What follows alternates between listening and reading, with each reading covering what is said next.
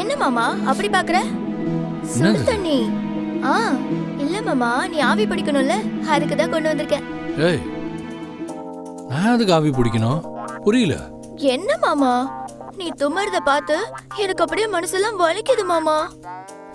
ஆவி பிடிச்சா எப்பேற்பட்ட ஜலதோஷமும் அப்படியே பறந்துடும் 2 நிமிஷத்துல. ஆவி பிடிக்கலாம். இதெல்லாம் நமக்கு செட் ஆகாது. அப்படியெல்லாம் சொல்லாத மாமா. ஒரு போர்வை எடுத்து போத்திக்கிட்டு ஆவி பிடிச்சா சூப்பரா இருக்கும். நீ வா மாமா, நான் சொல்லித்தரேன். ஏய், இந்த வேலையெல்லாம் வச்சுக்காத. கிளம்பு கிளம்பு கிளம்புன்னு சொல்றான்ல மாமா. சீக்கிரம் அவளை போக சொல்லு. இல்ல சிக்கன் பிரியாணி போடுறதுக்கு பதிலா புவனா பிரியாணி போடுவேன். ஏய், என்ன ரொம்ப பேசாத. எல்லாம் 6 மாசம்தான். மாமா ஆவி பிடிங்க, அப்பதான் உடம்புக்கு நல்லது.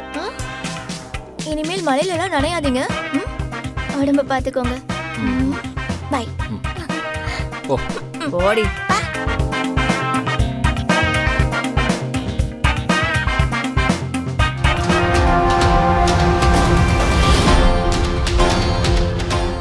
கர்ணா,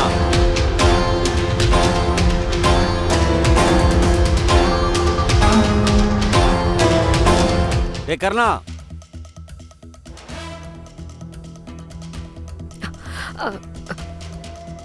தல கொஞ்சம் தள்ளு, தள்ளி உட்காரு.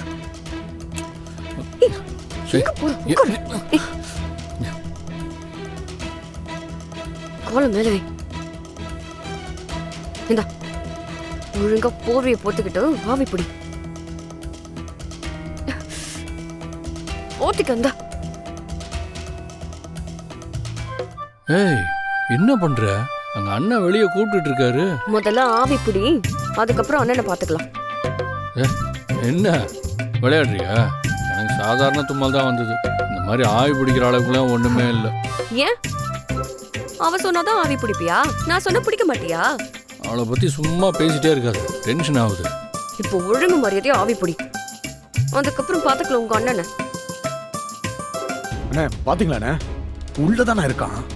பதில் ஏதாவது சொல்றானா பாத்தீங்களா? கர்ணா.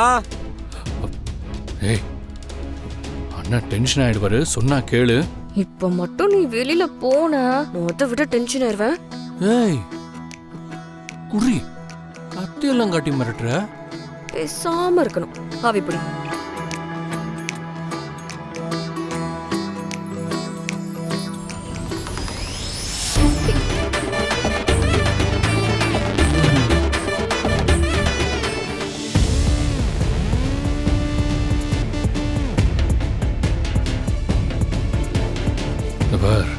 அண்ணன் தப்பா நினைச்சுக்க போறாரு.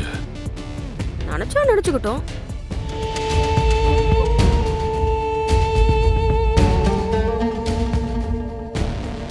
அது ஒண்ணும் இல்ல கர்ணா, ஒரு முக்கியமான விஷயத்த உங்ககிட்ட கேட்கலாம். நேற்று அவளை கூட்டிட்டு ஹாஸ்பிட்டல் போனல, என்னாச்சு? டாக்டர் என்ன சொன்னார்? கர்ணா,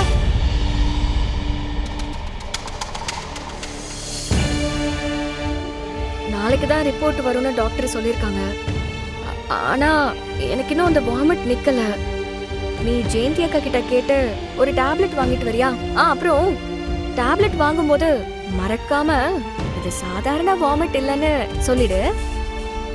அப்பதான் அவங்க சரியான டேப்லெட் தருவாங்க. இல்லைன்னா அவங்க பாட்டுக்கு ஏதாவது தப்பான டேப்லெட் கொடுத்துருவாங்க.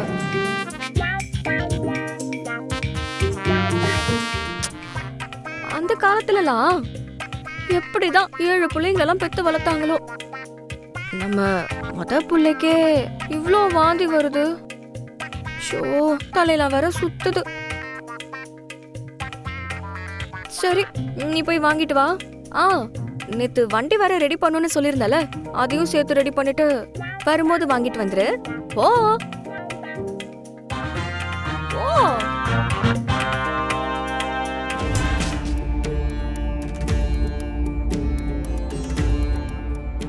எங்களுக்கு ஆம்பளை புள்ள பிறந்தா உங்க பேர் தான் வைக்கணும்னு கருணா அடிக்கடி சொல்லுவான். ஒருவேளை பொம்பளை புள்ள பிறந்தா என்ன மாமா பேர் வைக்கிறது? நாங்க அப்ப கூட கிருபா ராணின்னு உங்க பேரு வர மாதிரி தான் மாமா வைப்போம். ஏன்னா கருணாவுக்கு நீங்கன்னா உசுரு.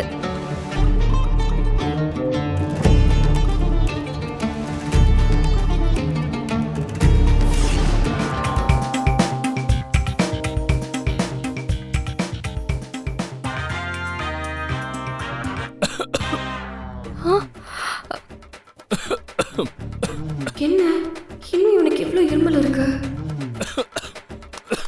ஒரு நிமிஷம் இரு, நான் சூப்பு வச்சுட்டு வரேன், அதுதான் உடனே கேக்கும். சிஸ்டர் பிரியன் பிரியன்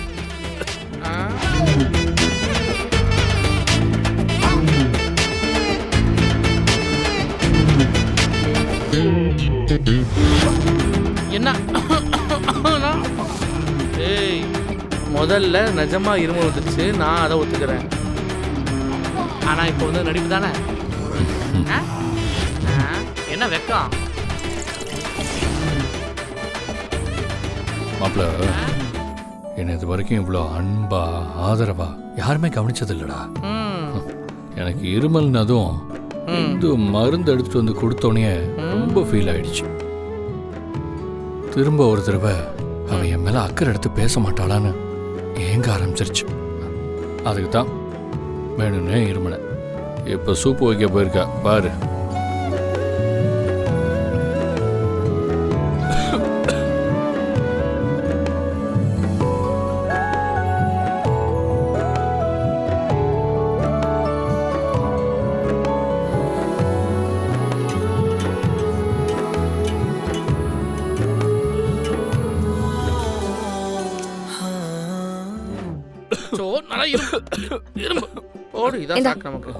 சூப்பு குடி.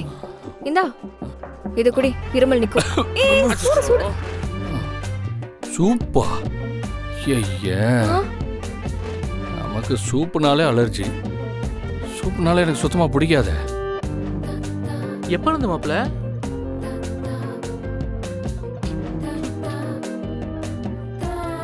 நீ என்ன சின்ன குழந்தையா?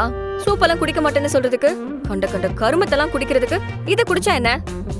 ஒழுங்கா குடி. கண்டிப்பா குடிக்கணுமா? இப்ப நீ குடிக்க போறியா இல்லையா? நீ இப்படி இரும்புறத பாக்க பாக்க எனக்கு ரொம்ப கஷ்டமா இருக்கு.